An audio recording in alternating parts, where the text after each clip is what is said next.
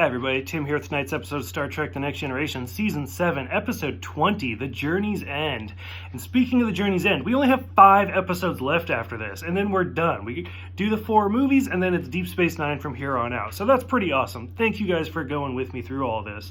As you can see, I busted out the Wesley hoodie. This is the final appearance of Wil Wheaton in the Star Trek universe, minus a tiny cameo in Nemesis where it was cut out, and then a little tiny cameo in the 2009 J.J. Abrams movie. It was just a voice role. So, but as for like Wil Wheaton, like a main episode, this is it. This is the last episode. So I'm sure my mod bro Joshua was happy. So this episode is basically, it brings up the Cardassians, and with the Federation Cardassian Treaty, they've kind of redone the territory lines. And a planet that was Federation is now on the Cardassian side, and Picard is sent to move them. Now, this is a planet that's been inhabited, I think they said 2 decades, so roughly like 20 years. Maybe it was 20 decades. I don't know, for a while.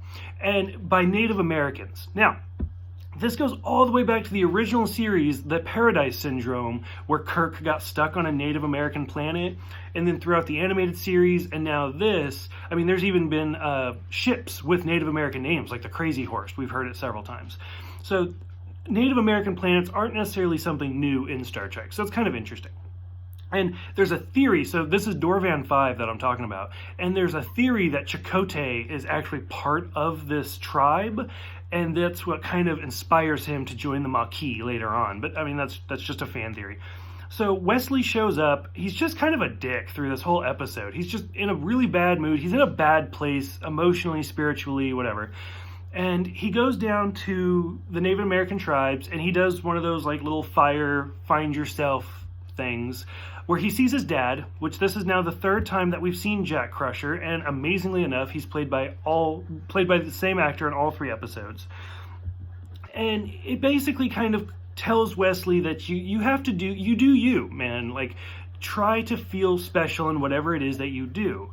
So during all of this, the Cardassians are like, you have to move these people. So Picard sends Worf down to basically get ready to beam them all out against their will. Wesley finds out, tells everybody about it. So there's this big like outcry of you're forcing us against our will, where they take some of the Cardassians hostage, and basically all hell is breaking loose. Picard is pissed, so Wesley resigns. Clearly, I'm just boiling this down really quick. And the final twist of this whole episode that I kind of don't like, I felt like it was a little bit forced because they knew the end of the series was coming and they just had to tie it together. The Traveler shows up, and he basically says, Wesley, ever since I've known you, you've been special. And they compare him to Mozart and all this other stuff. And he's like, I want you to come with me. And so the Native Americans agree to drop out of the Federation, so the Cardassians basically leave them alone, and they all just kind of come up with a new peace treaty. And Wesley decides to stay with the Traveler. And that's the end of the episode. Now, this episode sparked a lot of like conspiracy theories, because people said Wil Wheaton was going to show up in Deep Space Nine. So Wil Wheaton as an actor has kind of gone back and forth about Star Trek. Sometimes he regrets it, sometimes he doesn't. He's had a lot of emotional stuff going on in his own personal life, and I totally respect that. And so at this point in time, there was rumors that he was going to try to come back to Star Trek in Deep Space Nine. That never materialized.